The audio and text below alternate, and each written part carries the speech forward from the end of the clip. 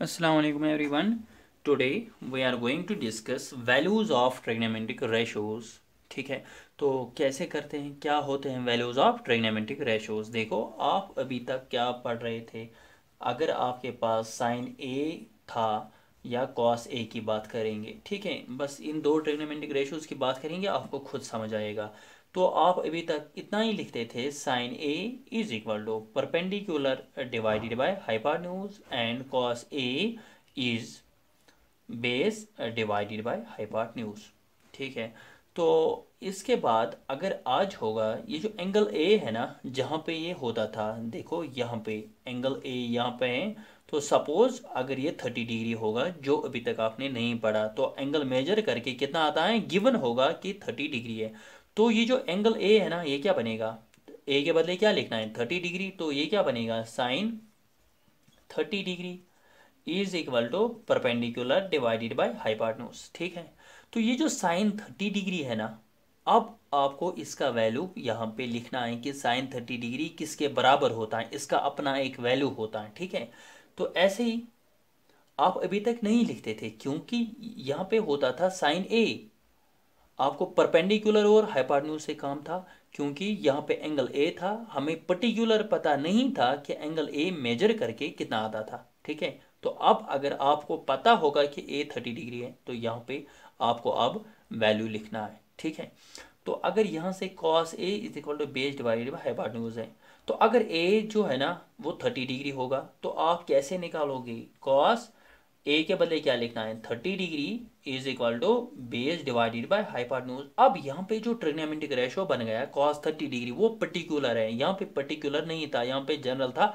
Angle A, जो कि आपको पता नहीं था, मगर यहाँ पे क्या है, एंगल ए, एंगल 30 डिग्री। अब कॉस 30 डिग्री का अपना वैल्यू होता है। ठीक है, वो जो अपना वैल्यू है कॉस 30 डिग्री का, वो आपको लिखना है। तो एक्चुअली होता क्या है कि जब भी आपको ट्रिग्नोमेट्रिक रेशियो कुछ भी होगा, जहाँ पे एंगल है ना, सपोज आप लिखते थे टेन थीटा और टेन ए, ये जो यहाँ पे एंगल है ना थीटा ए, अगर आपको ये पता होगा, सपोज ये 45 डिग्री है, तो ये क्या बनेगा, टेन 45 डिग्री।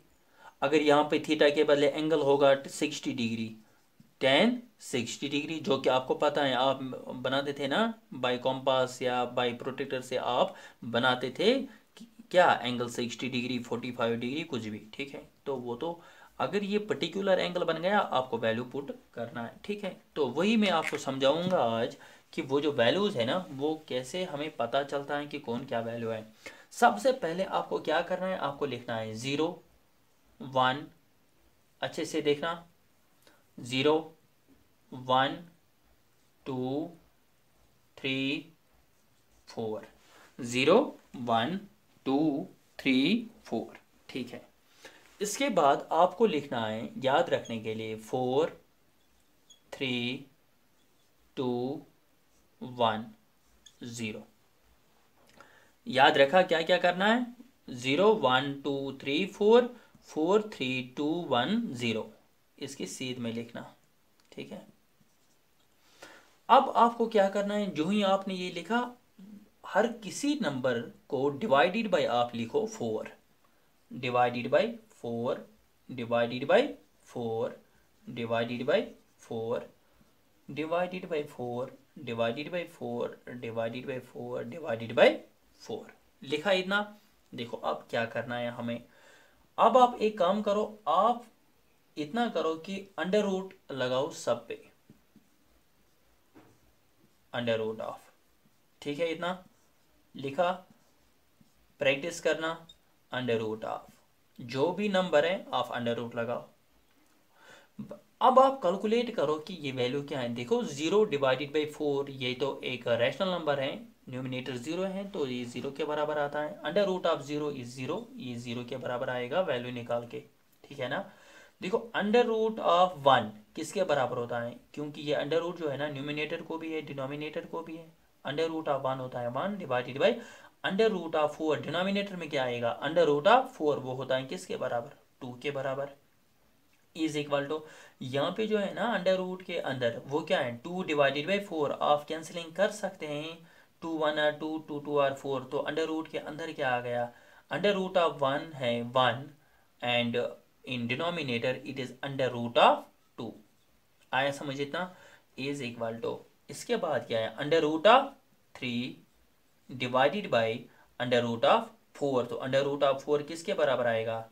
2 के बराबर, क्योंकि ये जो अंडर रूट है न्यूमिनेटर को भी है तो बन गया अंडर रूट ऑफ 3, डिनोमिनेटर को भी है तो बन गया 2। इज इक्वल टू, यहाँ पे क्या है, 4 4 कैंसल तो बचा 1, अंडर रूट ऑफ 1 किसके बराबर है? 1। याद रखना। तो ऐसे ही जब हम ये कैलकुलेट करेंगे तो ये फिर से क्या वापस आएगा, ज़रा बताओ? ये आएगा जैसे यहाँ पे आया 1, ये यहाँ पे आएगा 1, इसके बाद आया अंडर रूट ऑफ 3/2, ये यहाँ पे आएगा under root of 3 divided by 2। इसके बाद आया 1 बाई अंडर रूट ऑफ 2, यहाँ से आया 1 बाई अंडर रूट ऑफ 2। इसके बाद आया 1/2, यहाँ से आएगा 1/2, क्योंकि ये तो सेम है ना, अंडर रूट ऑफ 1/4, यहाँ से अंडर रूट ऑफ 1/4। अगर इसका वैल्यू 1/2 है तो इसका भी वैल्यू, ये 0/4 सेम था, इसका वैल्यू 0 आया यहाँ पे भी 0/0 आएगा। ठीक है, रखा इतना याद? तो अब आपको क्या करना है, देखो इतना करो, आप टेबल बनाओ।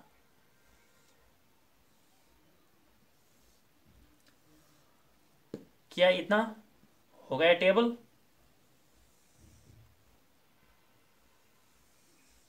ठीक है, अगर किसी को याद नहीं रहा कि वो वीडियो फिर से नए से प्ले करके आप देख सकते हैं इसको। देखो अब यहाँ पे जो है ना, यहाँ पे आप लिखना साइन थीटा, यहाँ पे आप लिखना कॉस थीटा, और यहाँ पे लिखना टेन थीटा। अब यहाँ से क्या है, ये तो थीटा के वैल्यूज हैं, यहाँ से देखो 0 डिग्री, इसके बाद लिखना 30 डिग्री, इसके बाद लिखना 45 डिग्री, इसके बाद 60 डिग्री, इसके बाद 90 डिग्री। याद रखा? 0 30 45 60 90। इसका मतलब क्या है कि अब जो साइन है ना, थीटा के बदले क्या लिखना है, अगर 0 होगा तो साइन थीटा का वैल्यू आएगा 0, क्योंकि ये साइन थीटा के कॉलम है, तो साइन थीटा का वैल्यू क्या आएगा, साइन थीटा का वैल्यू है 0, अगर थीटा किसके बराबर है, 0 के बराबर, मतलब साइन 0 0 के बराबर है। ऐसे ही साइन यहाँ से, तो अगर यहाँ पे 30 डिग्री है तो ये क्या बनेगा, साइन 30 किसके बराबर, 1/2 के बराबर। ऐसे ही साइन थीटा का वैल्यू यहाँ पे क्या है, 1/√2, वो मगर कब होगा, जब थीटा का वैल्यू क्या आएगा, 45। तो साइन थीटा का वैल्यू यहाँ पे क्या आएगा, √3/2, अगर थीटा किसके बराबर होगा, 60 degree, which mean sine 60 degree is equal to √3/2। Sine 90 degree किसके बराबर होता है, 1। ऐसे ही आप काउंट कर सकते हैं, कॉस 30 डिग्री, कॉस थीटा जो है ना, कॉस 0 किसके बराबर होता है, 1। कॉस 30 डिग्री किसके बराबर, √3/2। कॉस 45 डिग्री किसके बराबर, 1/√2। Cos 60 degree 1/2। कॉस 90 डिग्री 0 के बराबर। ठीक है ना? तो अब क्या करना है, टेन थीटा का वैल्यू निकालना है। टेन थीटा किसके बराबर होता है, आपने पढ़ा है, tan theta is equal to perpendicular divided by base. एक और फार्मूला याद रखना, टेन थीटा किसके बराबर, टेन थीटा होता है sine theta divided by cos theta. Tan theta किसके बराबर, sine theta divided by cos theta. अब क्या करना है, देखो यहाँ पे क्या है, साइन थीटा का वैल्यू क्या है, यहाँ पे 0, यहाँ पे कॉस थीटा का वैल्यू क्या है, 1। तो sine theta divided by cos theta, तो ये क्या आएगा, 0 डिवाइडेड बाई 1, क्योंकि साइन थीटा का वैल्यू क्या है, 0, और कॉस थीटा का वैल्यू क्या है, 1। तो इनको डिवाइड करना है, जो आंसर आएगा वो किसका आएगा, टेन थीटा का। तो यहाँ पे क्या आया, 0 आया। इतना समझ? तो ऐसे ही यहाँ पे जो वैल्यू है ना साइन थीटा का, वो क्या है, 1/2 डिवाइडेड बाई करना है, ये जो कॉस थीटा का वैल्यू है वो क्या है, √3/2। तो यहाँ से अब करना है 2 2 कैंसल, तो बचा क्या, 1/√3, वो यहाँ पे लिखना है, ये था टेन थीटा का वैल्यू। तो ऐसे ही यहाँ पे क्या है, 1/√2, 1/√2, यहाँ से क्या है, 1/√2, तो करो 1/√2 डिवाइड, तो ये क्या बनेगा, 1/√2 divided by 1/√2, under root cancel, तो बचा क्या, 1। तो ऐसे अंडर रूट ऑफ, यहाँ पे क्या है, √3 डिवाइडेड बाई 2, यहाँ पे भी आप लिख सकते हैं √3 डिवाइडेड बाई 2, यहाँ से क्या है, 1/2, 1/2, 2 2 कैंसल, तो आंसर क्या आया, √3। ऐसे ही यहाँ पे 1 है, यहाँ पे जीरो है तो वन को क्या करना है डिवाइड जीरो। आपको पता ही होगा जब हम रैशनल नंबर की डेफिनेशन लिखते हैं तो वहाँ पे डिनोमिनेटर जीरो नहीं होना चाहिए। अब यहाँ पे डिनोमिनेटर जीरो है तो इसलिए हम लिखते हैं कि नॉट डिफाइंड, इसको हम डिफाइन नहीं कर सकते। तो ये था टेन थीटा, मतलब टेन अगर जीरो होगा ना, टेन जीरो, तो एंगल अगर जीरो होगा टेन जीरो किसके बराबर जीरो। ऐसे ही टेन 30 डिग्री किसके बराबर one by under root of three. Tan 45 degree किसके बराबर वन। टेन 60 डिग्री किसके बराबर अंडर रूट ऑफ थ्री। ये आपको समझना है कि ये टेबल हम कैसे बनाते हैं, ठीक है, आया समझ आपको। तो ऐसे ही ये जो ट्रिग्नोमेट्रिक रेशोस का टेबल है ये आपको समझना है, सीखना है कैसे बनाते हैं, क्योंकि अब हमारा जो काम है वो बस ट्रिग्नोमेट्रिक रेशोस के जो वैल्यूज हैं इनके साथ हैं। तो आपने क्या याद रखा, देखो अगर हम साइन की बात करेंगे टेबल पे देखना आप, साइन जीरो किसके बराबर जीरो के बराबर, साइन 30 डिग्री 1/2 के बराबर, साइन 45 डिग्री किसके बराबर निकला 1/√2। और ये एक ही बात है अगर आप लिखोगे √2 डिवाइडेड बाई 2, क्योंकि ये रेशनलाइजेशन करके हैं। तो साइन 60 डिग्री किसके बराबर √3/2, तो साइन 90 डिग्री किसके बराबर 1। अब मैं आपको एक ट्रिक याद रखने के लिए आपको समझाऊंगा कि इसकी ट्रिक क्या है। आप विदाउट टेबल, अगर आप टेबल नहीं बनाओगे आपको फिर भी ये याद रहेगा कौन सा वैल्यू किसके बराबर है। देखो इसको अच्छे से देखो, ये क्या है हाथ, यहाँ से इसमें कितने फिंगर्स हैं 5। अपना हाथ भी ऐसे ही रखना जब आप ये देखोगे, ठीक है। तो आप यहाँ से ये जो लिटिल फिंगर है आप यहाँ पे लिखना, देखो यहाँ पे आप लिखना लिटिल फिंगर पे 30 डिग्री, ज़ीरो डिग्री, क्योंकि स्टार्ट कहाँ से होता है 0 डिग्री से। इसके बाद क्या है 30 डिग्री, इस फिंगर को आप लिखना 30 डिग्री। इसके बाद जो फिंगर है इसको लिखना 45 डिग्री।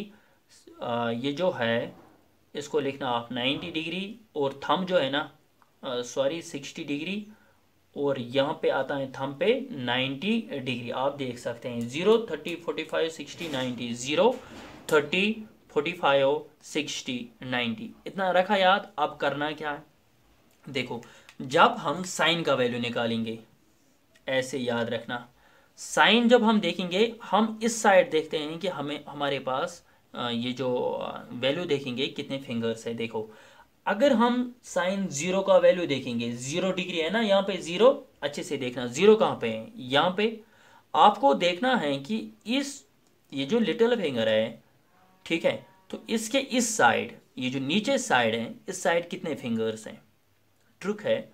तो कितने फिंगर्स हैं, ये जो लिटिल फिंगर है इसके इस साइड कोई फिंगर है नहीं, तो इस साइड कोई फिंगर नहीं है, विच मीन जीरो।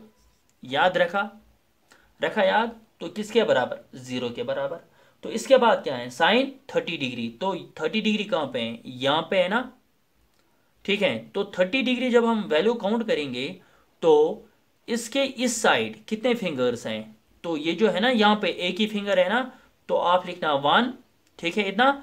तो जो भी आपको वैल्यू आएगा आपको क्या करना है अंडर रूट करना है, ठीक है ना। मैंने इससे पहले जीरो का अंडर रूट क्यों नहीं किया, क्योंकि जीरो का अंडर रूट होता है जीरो। और अब यहाँ पे देखो 30 डिग्री यहाँ पे है, इसके इस साइड कितने फिंगर्स है एक, तो अंडर रूट अगर हम करेंगे एक को तो क्या आएगा 1।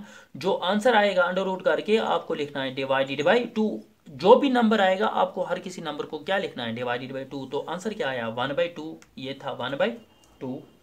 तो ऐसे ही यहाँ पे आपको अच्छे से समझ आएगा। देखो यहाँ पे क्या है 45 डिग्री, 45 डिग्री कहाँ पे है यहाँ पे, तो इसके इस साइड कितने फिंगर्स है एक दो फिंगर्स है ना, मतलब मैंने क्या कहा 2 फिंगर, जितने फिंगर्स अंडर रूट लगाओ फिंगर्स को, तो कितने फिंगर्स बन गए अंडर रूट ऑफ 2।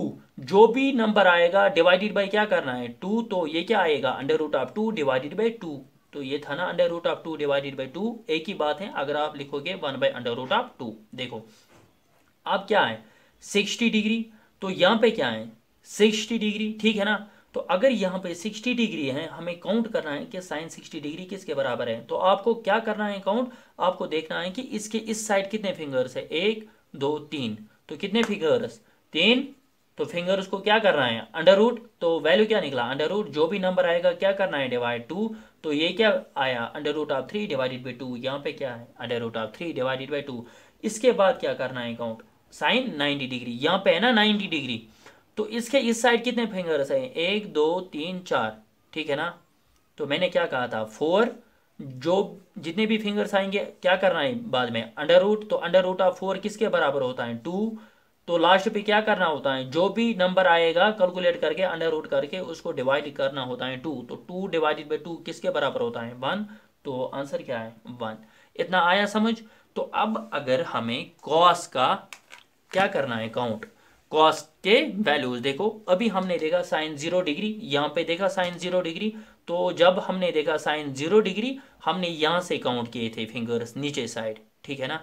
तो जब हम काउंट करेंगे ना किसके लिए, कॉस के लिए, तो आपको ऊपर के तरफ देखना है कि यहाँ इस साइड कितने फिंगर्स हैं। जब हम देखेंगे ना 0 डिग्री, देखो हमें देखना है कि क्या कॉस 0 डिग्री, तो जब हम कॉस 0 डिग्री की बात करेंगे यहाँ पे देखना है 1 2 3 4 कितने फिंगर्स 4, तो अंडर रूट करना है, तो अंडर रूट ऑफ 4 किसके बराबर होता है 4 के 2 के बराबर, तो जो भी नंबर आएगा डिवाइडेड बाई क्या करना है 2, 2 2 कैंसिल, तो आंसर क्या आया 1, तो इसका मतलब क्या है कॉस 0 किसके बराबर होता है 1, याद रखा। तो इसके बाद आप देखो अगर यहाँ पे क्या है 30 डिग्री, अगर हमें किसका वैल्यू देखना है कॉस 30 डिग्री का, देखो कैसे काउंट करते हैं, तो यहाँ पे कॉस 30 डिग्री है, तो 1 2 3 क्या आया कितने फिंगर्स है 3, तो under root of 3 divided by क्या कर रहे हैं 2, तो किसके बराबर आता है under root of 3 divided by 2। इसके बाद क्या है कॉस 45 डिग्री देखना है कि कॉस 45 डिग्री क्या करना है कॉस 45 डिग्री, देखो कॉस 45 डिग्री कैसे आप काउंट करोगे, आपको क्या करना है इसके इस साइड देखना है कि फिंगर्स कितने हैं 1 2, दो ही फिंगर है ना, तो जितने भी फिंगर्स करना क्या है अंडर रूट 2, तो बन गया under root of 2 divided by क्या करना है 2, तो ये था वैल्यू इसका under root of 2 divided by 2। अब क्या करना है यहाँ पे क्या होता है 60 डिग्री, अब अगर कॉस 60 डिग्री का वैल्यू निकालना होगा आपको क्या करना है काउंट करना है कि फिंगर्स कितने हैं, तो इस साइड कितने फिंगर्स बच गए एक, तो एक ही है ना, तो अंडर रूट करेंगे तो क्या आएगा 1 ही आएगा अंडर रूट करके भी, तो डिवाइडेड बाई क्या करना है 2, ये था 1/2, तो कॉस 60 डिग्री होता है किसके बराबर 1/2। अब अगर हमें क्या करना है कि कॉस 90 डिग्री, तो कॉस 90 डिग्री किसके बराबर आएगा, आपको देखना है कि इस साइड कितने फिंगर्स है, इस साइड कोई फिंगर ही नहीं है ना, तो क्या आएगा 0। तो ये थी एक ट्रिक किसके लिए साइन के लिए और कॉस के लिए। अब अगर आपको बाद में टेन का वैल्यू निकालना होगा तो आपको क्या करना होगा साइन के वैल्यू को डिवाइड करना है कॉस का वैल्यू, तो आपको निकलेगा, सपोज करते हैं आपको टेन 60 डिग्री का वैल्यू चाहिए, ठीक है, टेन 60 डिग्री का आपको करना है कि आपको देखना है कि साइन 60 डिग्री का वैल्यू क्या है under root of 3 divided by 2, इसको डिवाइड करना है कि कॉस का वैल्यू क्या है 1 डिवाइडेड बाई 2, 2 2 कैंसिल, तो आंसर क्या आया अंडर रूट ऑफ 3, वो था ten 60 degree. This completes your values of trigonometric ratio, practice कर देना अच्छे से, ठीक है। तो कल हम एक्सरसाइज स्टार्ट करेंगे, तो आज इतना ही, टेक केयर, अल्लाह हाफिज़।